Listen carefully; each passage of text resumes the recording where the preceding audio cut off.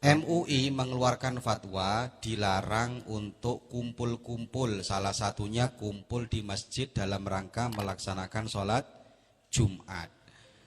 Fatwa ini dikeluarkan nomor 14 tahun 2020, yaitu hari Rabu kemarin 18 Maret, setelah Indonesia banyak kurang lebih 200 berapa sekian yang kena virus corona.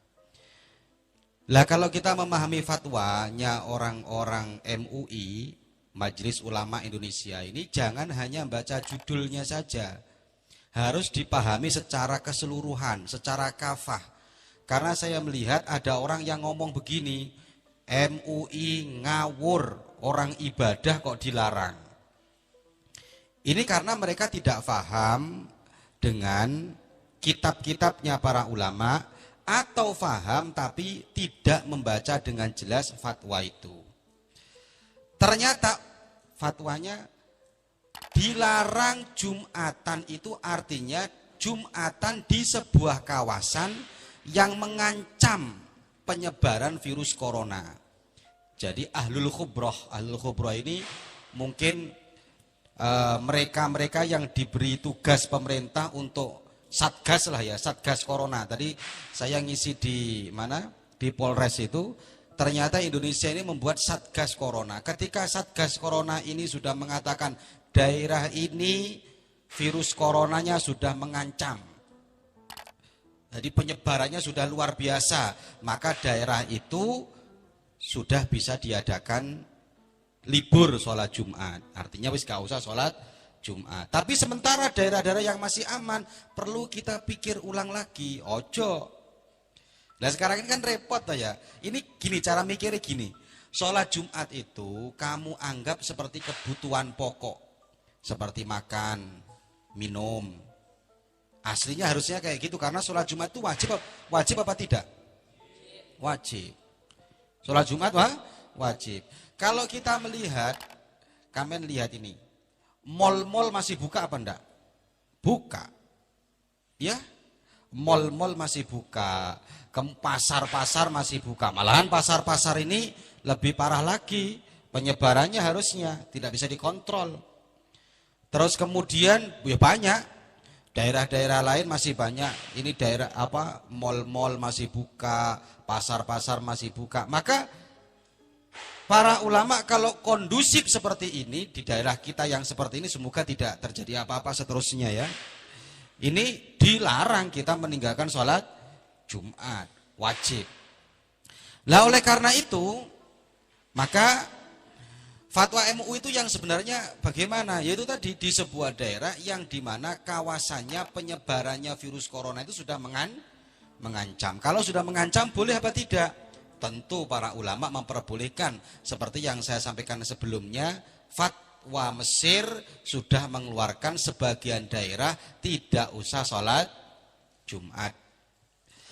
Ada nggak keterangannya? Ada. Yaitu dalam kitab Hasyiatus Syarwani, karangan Imam Asy-Syarwani, Mahmud Asy-Syarwani. Beliau mengatakan ibaratun nihayah.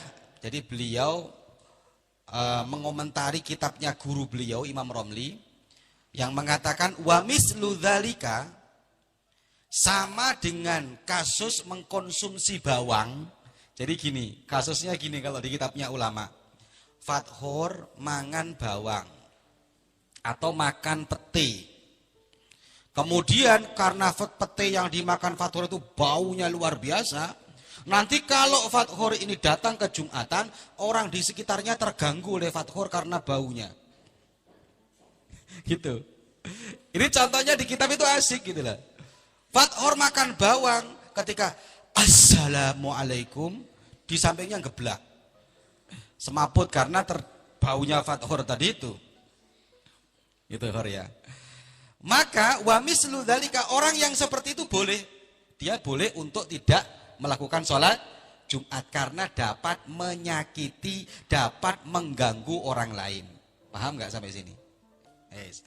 Wa mislu dzalika, sama dengan itu apa?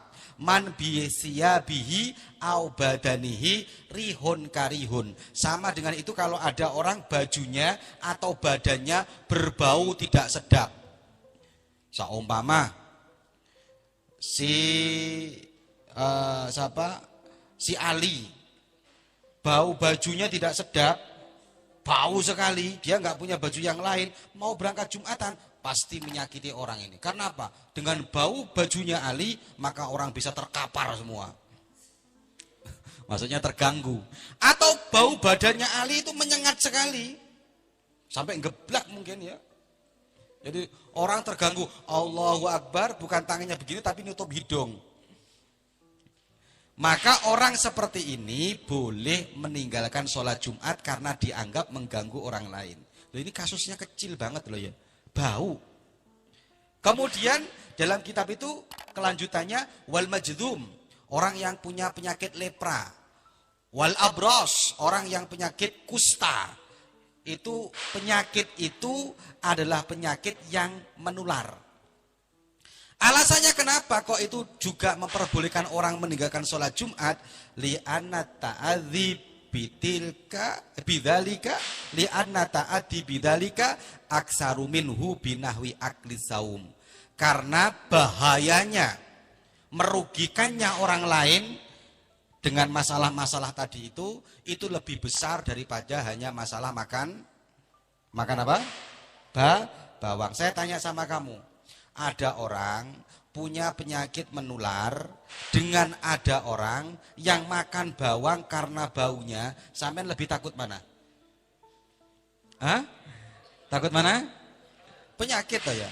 Sampean kumpul dengan orang yang hanya baunya tidak sedap, dengan kumpul dengan orang yang bisa menulari sampean penyakit, lebih takut mana? Ya penyakit. Maka wakisa, kemudian masalah ini disamakan. Kalau masalah makan bawang saja ulama sepakat diperbolehkan, artinya udzur untuk tidak sholat Jumat, apalagi permasalahan coronavirus yang dapat menyebar. Tetapi perlu digarisbawahi catatan. Catatannya apa? Harus betul-betul kawasan di mana kawasan itu sudah ditetapkan oleh pemerintah bahwa kawasan itu virus coronanya penyebarannya meluas, penyebarannya mengancam. Selama tidak, pelayanan publik masih dilayani, ya enggak? Kemudian mal-mal sudah buka, masih buka. Pasar-pasar masih ada. Terus ngapain kita tutup untuk melakukan sholat Jumat? Mestinya sholat Jumat yang lebih utama. Sholat Jumat yang harusnya lebih dari segalanya. Karena termasuk makanan pokok di atas makanan pokok. Ibadah mahdhah. Tidak boleh ditinggal. Maka harusnya cara memahaminya fatwa MUI adalah di mana daerah yang di situ betul-betul akut. Selama tidak, maka kita harus tetap melaksanakan sholat Jumat. Jadi saya sepakat dengan fatwa MUI itu, saya cocok. Fatwa MUI saya sepakat. Artinya kalau dibaca secara kafah, secara keseluruhan kita sepakat. MUI menyatakan bahwa boleh meninggalkan sholat Jumat kalau di sebuah daerah yang di situ memang betul-betul bahaya. Kalau tidak, maka tetap melaksanakan sholat Jumat. Semoga barokah manfaat.